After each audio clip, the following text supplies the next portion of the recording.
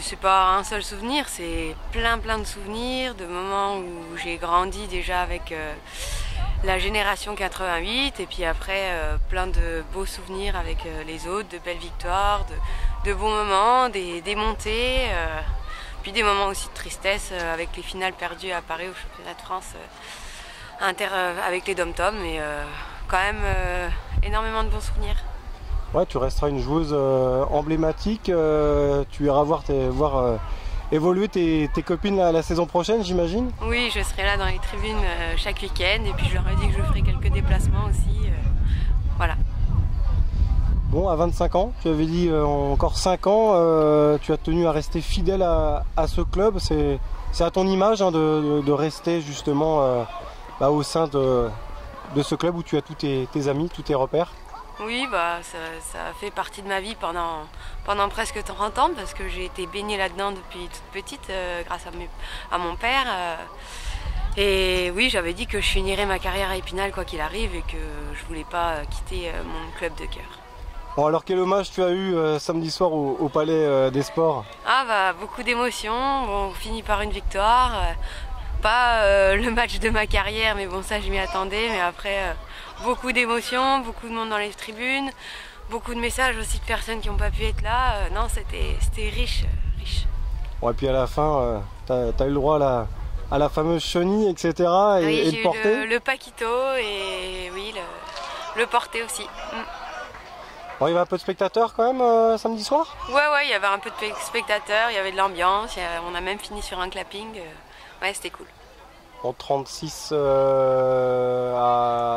20, c'est ça, Je me souviens même plus du score. Ouais. Pas autant, nous. Hein. Kingersheim, qu'est-ce que ça valait? Elles étaient maintenues depuis 15 jours. On les avait sauvées il y a 15 jours. C'est une équipe qui n'a jamais rien lâché. On les connaît depuis longtemps. Ça fait bien 5 ans qu'on les joue, en N2 ou en N1, qu'on les avait joués. Non, c'est une bonne petite équipe. 30 à 26 exactement, c'était ça le score il me semble, et juste devant les garçons ont malheureusement perdu face à Montpellier. Donc, comment tu vois l'avenir de cette équipe féminine la saison prochaine, puisque elle conserve l'ossature, c'est ça? Ah oui, elle conserve l'ossature. Là apparemment il y a des pistes pour des bons entraîneurs, donc ça va faire du bien à l'équipe. Même peut-être un petit peu de préparateur physique. Donc voilà, ils vont faire pour. Et puis au niveau des garçons, avec l'arrivée de Francis Mattioni, c'est vraiment une belle chose pour eux. Je pense qu'il fallait un retour au club comme ça d'une personne charismatique. Oui, voilà. Ouais. Et donc comment tu expliques que Lucas Soyer s'en aille, toi? On a eu pas mal de divergences au long de la saison. Après, il était jeune, il y avait des filles d'expérience. Le dialogue n'a pas toujours été engagé, donc c'était un peu compliqué. Qu'il fasse son petit chemin et puis on verra ce qu'il donnera par la suite.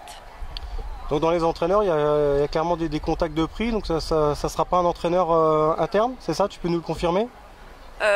Je peux pas confirmer mais je sais qu'il y a des entraîneurs qui vont venir faire des essais, donc après en fonction des entraînements, l'équipe de la direction fera son choix et voilà. Mais je sais que le comité directeur travaille beaucoup dans l'ombre pour nous retrouver un entraîneur, donc les filles ont entière confiance, c'est pour ça qu'elles ont déjà toutes dit qu'elles resteraient. Donc pas de Fabienne Petitjean? Non, pas de Fabienne Petitjean, enfin si, adjointe sûrement encore. Bon, écoute, on te retrouvera en tribune la saison prochaine, en tous les cas, avec toutes tes amies. Félicitations pour ta carrière. Merci.